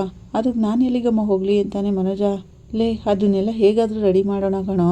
ಮೊದಲು ನೀನು ಅವಳ ಜೊತೆ ಮಾತಾಡು. ಲಾಯರ್ ಅಮ್ಮ ಹೇಳಿದ್ದನ್ನ ಕೇಳಿ ನನಗೆ ಭಯ ಆಗ್ಬಿಡ್ತು. ಅವಳು ಗರ್ಭಿಣಿ ಅಂತ ಇನ್ನು 2-3 ತಿಂಗಳಲ್ಲಿ ಊರಿಗೆ ಗೊತ್ತಾಗ್ಬಿಡುತ್ತೆ.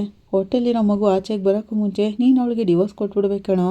ಇಲ್ಲಾಂದ್ರೆ ನಮ್ಗೇನೆ ಕಣ ಅವಮಾನ ಆಗೋದು. ಶಾಂತಿ ಹಾಗಂತಿರೋವಾಗ, ಅರ್ಥ ಆಗ್ತಿದೆ ಅಮ್ಮ ಅಂತಾನೆ ಮನೋಜ. ಲೇ, ನಿನ್ನ ಮೇಲೆ ನಂಬಿಕೆಯಿಂದ ಆ ಲಾಯರ್ ಅಮ್ಮನ ಜೊತೆ ಸ್ಟ್ರಾಂಗ್ ಆಗಿ ಮಾತಾಡಿ ಬಂದಿದ್ದೀನಿ. ಅದಕ್ಕೆಲ್ಲ ನೀನು ಕಾರಣ ಅಲ್ಲ ಅಂತ. ನೀನು ಅದನ್ನು ಸುಳ್ಳು ಮಾಡಬೇಡ್ವ ಅಂತಿರೋವಾಗ, ಅಮ್ಮ ನೀನು ನನ್ನ ನಂಬಮ್ಮ, ಅವಳು ಗೇಮ್ ಆಡ್ತಿದ್ದಾಳೆ, ಅವಳು ಹೇಳ್ತಿರೋದೆಲ್ಲ ಸುಳ್ಳು ಅಂತಾನೆ ಮನೋಜ. ನೀನೀಗ ಅವಳ ಜೊತೆ ಮಾತಾಡಿ ಅವಳೇನಾದರೂ ಡೈವರ್ಸ್ ಒಪ್ಕೊಂಡ್ಬಿಟ್ರೆ ನಿನಗೆ ಇನ್ನೊಂದು ಮದುವೆ ಮಾಡ್ಬೋದು. ಶಾಂತಿ ಹಾಗಂತಿರುವಾಗ, ಅಯ್ಯೋ ಅಮ್ಮ, ಅದನ್ನೆಲ್ಲ ಡೈವರ್ಸ್ ಸಿಕ್ಕಿದ್ಮೇಲೆ ನೋಡ್ಕೊಳ್ಳೋಣ ಅಂತಾನೆ ಮನೋಜ. ಮೊದಲು ನೀನು ಡೈವರ್ಸ್ ತಗೊಳ್ಳೋ, ಸಾಲ ಮಾಡಿ ಆದ್ರೂ ಸರಿನೇ, ಅವಳಿಗೆ ದುಡ್ಡು ಕೊಟ್ಬಿಡೋಣ. ಅವಳಿಂದ ನಿನಗೆ ಬಿಡುಗಡೆ ಸಿಕ್ಬಿಟ್ರೆ ನಿನ್ನ ಜೀವನ ಚೆನ್ನಾಗಿರುತ್ತೆ ಕಣೋ. ಮೊದಲು ನೀನು ಅವಳ ಜೊತೆ ಮಾತಾಡು ಅಂತಾಳೆ ಶಾಂತಿ. ಅಮ್ಮ, ಅವಳು ಒಪ್ಕೊಂಡ್ಬಿಡ್ತಾಳ ಅಂತ ಮನೋಜ ಹೇಳ್ತಾನೆ. ಹೇಗಾದರೂ ಅವಳನ್ನ ಒಪ್ಸೋ, ಮೊದಲು ನೀನು ಅವಳ ಜೊತೆ ಮಾತಾಡು. ನಿನ್ನ ಕೈಲಾಗಲ್ಲ ಅಂತಂದರೆ ಹೇಳು, ನಾನೇ ಹೋಗಿ ಅವಳ ಜೊತೆ ಮಾತಾಡ್ತೀನಿ ಅಂತ ಶಾಂತಿ ಅಲ್ಲಿಂದ ಎದ್ದೋಗ್ತಾ ಇರ್ತಾಳೆ. ಇಲ್ಲಮ್ಮ, ನಾನೇ ಹೋಗಿ ಮಾತಾಡ್ತೀನಿ ಅಂತಾನೆ ಮನೋಜ. ಆದಷ್ಟು ಬೇಗ ಆ ಕೆಲಸ ಮಾಡಿ ಮುಗಿಸು, ನಾನು ಹೋಗ್ತೀನಿ ಅಂತಾಳೆ ಶಾಂತಿ. ಈ ಕಡೆ ಮನೆಯಲ್ಲಿ ಶ್ರುತಿ, ರವಿ, ಸೂರ್ಯ ಎಲ್ಲ ಮಾತಾಡ್ತಿರೋವಾಗ ಮೀನಾ ಅಲ್ಲಿಗೆ ಬರ್ತಾಳೆ. ಶ್ರುತಿ, ನಾನು ನಿನ್ನ ಏನೋ ಕೇಳ್ತೀನಿ, ತಪ್ಪು ತಿಳ್ಕೊಬೇಡ ಅಂತ ಕೇಳ್ತಾಳೆ. ಹೇಳಿ ಮೀನಾ ಮರಿ ಅಂತಿರೋವಾಗ, ಈ ಮನೆಯಲ್ಲಿ ನೀನು ಸಂತೋಷವಾಗಿದೆಯಾ ಅಂತ ಕೇಳ್ತಾಳೆ. ಪ್ರಶ್ನೆ ಕೇಳ್ತಿದ್ದೀರಾ ಅಂತಿರೋವಾಗ, ನೀನು ಶ್ರೀಮಂತರ ಮನೆಯಿಂದ ಬಂದವಳು, ಇಲ್ಲಿ ಅಂತ ಶ್ರೀಮಂತಿಗೆ ಏನೂ ಇಲ್ಲ, ಆದ್ರೂ ಇಲ್ಲಿ ಖುಷಿಯಾಗಿದೆಯಾ ಅಂತ ಕೇಳ್ತಾಳೆ. ಆಗ ರವಿ, ಮಂಜುನ್ ಮದುವೆ ಆಗಿರೋ ತಾರಾ ಬಗ್ಗೆ ಯೋಚನೆ ಮಾಡಿ ಕೇಳ್ತಿದ್ದೀರಾ ಅಂತ ಹೇಳ್ತಾನೆ. ಹೌದು ರವಿ ಅಂತಿರೋವಾಗ, ಮೀನಾ ಮರಿ, ನಮ್ಮ ಮನೆಯಲ್ಲಿ ನನಗೆ ಎಲ್ಲಾನು ಇರ್ಬೋದು, ಆದರೆ ಇಲ್ಲಿ ನಾನು ಇಷ್ಟಪಟ್ಟಿರೋ ರವಿ ಇದ್ದಾನೆ. ರವಿನ ನಾನು ಅಷ್ಟೊಂದು ಪ್ರೀತಿ ಮಾಡ್ತೀನಿ ಅಂತಾಳೆ ಶ್ರುತಿ. ಮೊದಲು ಸ್ವಲ್ಪ ಕಷ್ಟ ಆಗ್ಬೋದು, ಹೋಗ್ತಾ ಹೋಗ್ತಾ ಎಲ್ಲ ಅದೇ ಸರಿ ಹೋಗುತ್ತೆ. ಅದು ಅಲ್ಲೇ ನಮ್ಮ ಮನೆಯಲ್ಲಿ ನಾನು ಒಬ್ಳೇ ಇದ್ದೆ, ಸಿಂಗಲ್ ಚೈಲ್ಡ್. ಅವಳಾಗಂತಿರೋವಾಗ ಇವಳು ಆಡ್ತಿರೋದ್ರಲ್ಲೇ ಗೊತ್ತಾಗ್ತಿದೆ ಅಂತಾನೆ ರವಿ. ಏನಂದೆ ಅಂತಾಳೆ ಶ್ರುತಿ. ಏನಿಲ್ಲ ನೀನು ಹೇಳು ಅಂತಾನೆ. ಅಲ್ಲಿ ನನ್ನನ್ನು ಯಾರು ಕೇಳೋರು ಇಲ್ಲ ಹೇಳೋರು ಇಲ್ಲ. ಹೇಳಬೇಕು ಅಂದರೆ ನಮ್ಮಪ್ಪ ದೊಡ್ಡ ಜಾಬ್ನಲ್ಲಿ ಇರೋದು, ಅವ್ರು ಹೇಳಿದ್ರೆ ಎಲ್ಲರೂ ಕೇಳ್ತಾರೆ. ಆದರೆ ನಾನು ಮಾತ್ರ ಅವ್ರು ಹೇಳಿದ್ದನ್ನ ಕೇಳೋಲ್ಲ. ಅದೆಲ್ಲ ಅವ್ರಿಗೂ ಗೊತ್ತು. ಅದಕ್ಕೆ ಅವರು ದೊಡ್ಡದಾಗಿ ನನಗೆ ಯಾವ ಅಡ್ವೈಸು ಮಾಡೋಲ್ಲ. ಶ್ರುತಿ ಹಾಗಂತಿರುವಾಗ ಮತ್ತೆಗೆ ಶ್ರುತಿ ಇಲ್ಲಿ ಎಲ್ಲನೂ ಅಡ್ಜಸ್ಟ್ ಮಾಡ್ಕೊಂಡೆ ಅಂತ ಕೇಳ್ತಾಳೆ ಮೀನಾ. ಎಲ್ಲದಕ್ಕೂ ಮೇಲೆ ಇವ್ನು ನನಗೆ ತುಂಬಾ ಇಷ್ಟ. ಮನಸ್ಸಿಗೆ ಇಷ್ಟವಾದವ್ರ ಜೊತೆ ಲೈಫ್ನ ಹಂಚ್ಕೊಳ್ಳೋದ್ರಿಂದ ಅಲ್ಲಿ ಸ್ಟೇಟಸ್ನ ನೋಡೋ ಅವಶ್ಯಕತೆನೇ ಇಲ್ಲ. ನಮ್ಗೆ ಇಷ್ಟ ಆದವ್ರ ಜೊತೆ ಬಾಳೋಕ್ಕಾಗಲಿಲ್ಲ ಅಂದಮೇಲೆ ಮತ್ತಿನ್ನೇನಿರುತ್ತೆ ಲೈಫ್ನಲ್ಲಿ ಅಂತಾಳೆ ಶ್ರುತಿ. ನೀನು ಹೇಳ್ತಿರೋದು ಕೇಳ್ತಿದ್ರೆ ತುಂಬಾ ಸಂತೋಷ ಆಗ್ತಿದೆ ಶ್ರುತಿ ಅಂತ ಮೀನಾ ಹೇಳ್ತಾಳೆ. ಆದರೆ ನನ್ನ ವಿಷಯದಲ್ಲಿ ತಾರಾ ವಿಷಯದಲ್ಲಿ ಕಂಪೇರ್ ಮಾಡಿದ್ರೆ ತುಂಬಾ ಡಿಫ್ರೆಂಟ್ ಇದೆ. ಯಾಕಂದರೆ ನಿಮ್ಮ ಮನೆ ತುಂಬಾ ಚಿಕ್ಕದು, ಅದರಿಂದ ತಾರಾ ತುಂಬಾ ಅಡ್ಜಸ್ಟ್ ಮಾಡ್ಕೋಬೇಕಾಗುತ್ತೆ. ಬಟ್ ಎಲ್ಲದಕ್ಕೂ ಮೇಲೆ ಅವಳು ಲವ್ ಮಾಡಿರೋ ಹುಡುಗ ಅಲ್ಲೇ ಇರೋದ್ರಿಂದ ಯಾವುದನ್ನು ದೊಡ್ಡದಾಗಿ ತಗೊಳ್ಳಲ್ಲ ಅಂತ ನಾನು ಅಂದ್ಕೊಂಡಿದ್ದೀನಿ ಅಂತಾಳೆ. ಆ ಹುಡುಗಿ ಸಂತೋಷವಾಗಿರೋದಕ್ಕೆ ನಾವು ಏನಾದರೂ ಟ್ರೈ ಮಾಡಬೇಕು. ಅವ್ರಿಗೆ ಬೇಕಾಗಿರೋದನ್ನ ನಾವು ಏನಾದರೂ ತೆಗೆದುಕೊಟ್ರೆ ಅವಳು ಕೂಡ ಹ್ಯಾಪಿಯಾಗಿರ್ತಾಳಲ್ವಾ ಅಂತ ರವಿ ಹೇಳ್ತಾನೆ. ರವಿಗೆ ಫೋನ್ ಬರುತ್ತೆ, ಅವನಲ್ಲಿಂದ ಎದ್ದೋಗ್ತಾನೆ. ಶ್ರುತಿ ಕೂಡ ನಿದ್ದೆ ಬರ್ತಿದೆ ಅಂತ ಎದ್ದೋಗ್ತಾಳೆ. ಸೂರ್ಯ ಏನೋ ಯೋಚನೆ ಮಾಡ್ತಿರ್ತಾನೆ. ಏನ್ರಿ ಯೋಚನೆ ಮಾಡ್ತಿದ್ದೀರಾ ಅಂತ ಮೀನಾ ಕೇಳ್ತಾಳೆ. ತಾರಾ ಪಾಪ ಆ ಮನೆಯಲ್ಲಿ ಅವಳಿಗೆ ಬೇಕಾಗಿರೋದು ಯಾವುದೂ ಇಲ್ಲ. ಸೂರ್ಯ ಹಾಗಂತಿರುವಾಗ ಶ್ರುತಿ ಹೇಳಿದ್ಲಲ್ಲ, ಮನಸ್ಸು ಇಷ್ಟವಾಗಿರೋರು ಇದ್ರೆ ಅದ್ರ ಅವಶ್ಯಕತೆನೇ ಇಲ್ಲ ಅಂತ. ಮೀನಾ ಹಾಗಂತಿರುವಾಗ ಕರೆಕ್ಟಾಗಿದೆ, ಈಗ ನನ್ಗೊಂದು ಐಡಿಯಾ ಬಂತು ಅಂತಾನೆ ಸೂರ್ಯ. ಏನ್ರಿ ಇದು ಅಂತ ಮೀನಾ ಕೇಳ್ತಾಳೆ. ನಾಳೆ ನೀನು ನಾನಿಬ್ರು ಒಂದ್ ಕಡೆ ಹೋಗೋಣ ಅಂತಾನೆ. ಆಗ ನಿನ್ಗೆಲ್ಲ ಅರ್ಥ ಆಗುವಾಗ ಹೇಳ್ತೀನಿ, ಈಗ ಮಲಗು ಬಾ ಅಂತ ಹೇಳ್ತಾನೆ.